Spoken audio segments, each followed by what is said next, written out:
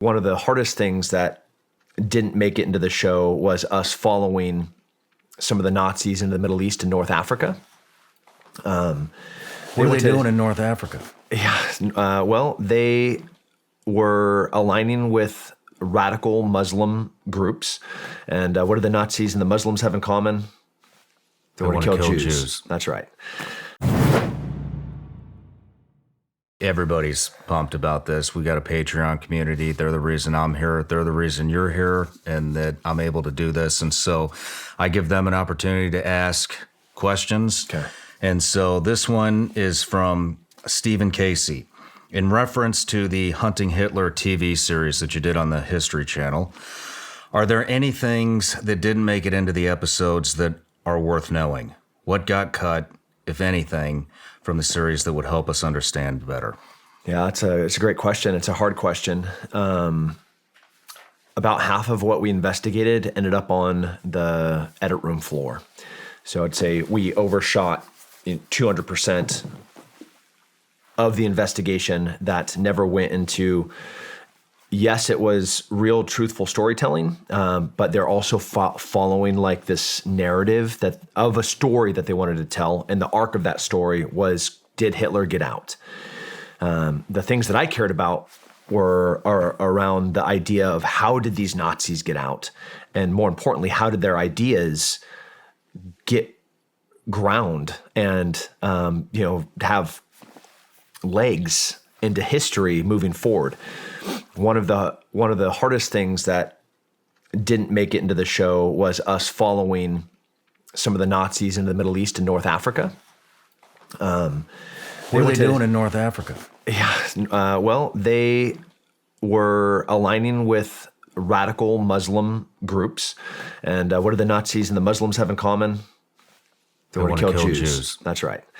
The Grand Mufti was organizing every single neighboring country to attack. The Grand Mufti was being advised by Nazis.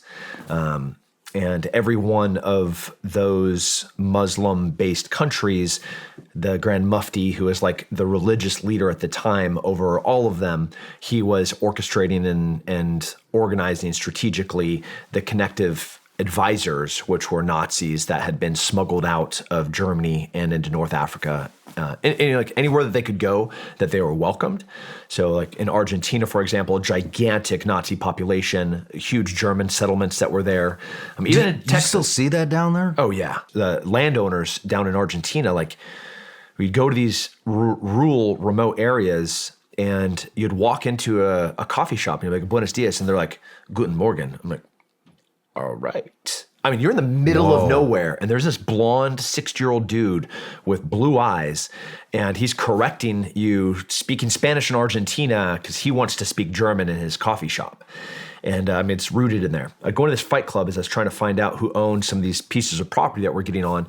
There were dudes with SS tattoos on their necks, swastikas on their arms, palm leaves on their sides, and all the way back to the What does the palm leaf mean? The German campaign of North Africa. Okay. It's like a palm tree with a swastika at the base of it. Shit, I've not seen that. Yeah. Wow. And I literally like see, and these are grandsons of, men that escaped war, criminal hearings to settle in Argentina, Brazil, Uruguay, Paraguay, North Africa, and the Middle East. Wow. Yeah, they got out. That didn't make it into the show. Go figure. One more question. This is actually from another patron, but I'm personally interested in this too. Her name's Amy Weaver. She wants to know, did we get Hitler or did he escape? Well, he died for sure. Now, did he die in April in 1945 in the bunker? Or did he live a few more years? We know his health was deteriorating rapidly at the end of the war. Regardless of if he got out, we know his ideas got out. And the way that we did this investigation was we looked as we're looking at patterns of life, as you know, like as you hunt people, every person has a fingerprint, and no matter where they go in the world, that fingerprint is how they live. Like if you want to find me, you're going to find me in jiu-jitsu gyms, you're going to find me in good coffee shops, you're going to find me in cold water, you're going to find me at shooting ranges. Like no matter where I go, I end up having this very similar pattern where I stay, the floor that I stay in, the room that I stay in. So as we figured out the pattern of life of these Nazis, we looked. 2 through 10 escaped. The Joseph Mengeles, the Skorzynskis, the Adolf Eichmanns, those guys got out. So if number 2, 3, 4, 5, 6, 7, 8, 9, 10, if all Martin Bormann, if all these guys got out, but Hitler then didn't and was left there to die, was he such a fanatic radical that he wanted to go down with the sinking ship, or we know for a fact that all of the things they rehearsed and all of the escape routes that they had practiced were ultimately used by high-ranking Nazis. Could it have been Hitler? Absolutely.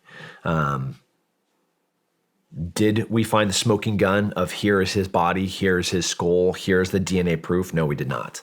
Interesting. Yeah, frustrating. Yeah, it's man, that had to be a fascinating project to be on. It was a ton of fun. Getting a call when you're in a weird moment in your life, being like, oh, you can fly drones, you know how to use ground penetrating radar, you can speak Spanish, you got deployments in South America. Do you want to hunt Nazis? And I was like, yes, I do. First, I'm gonna hide this erection. Second, book me a flight, tell me where to go. I cannot wait. I've been hunting people my whole entire adult life, and now you're gonna tell me to hunt Nazis? The only thing better would be like zombies.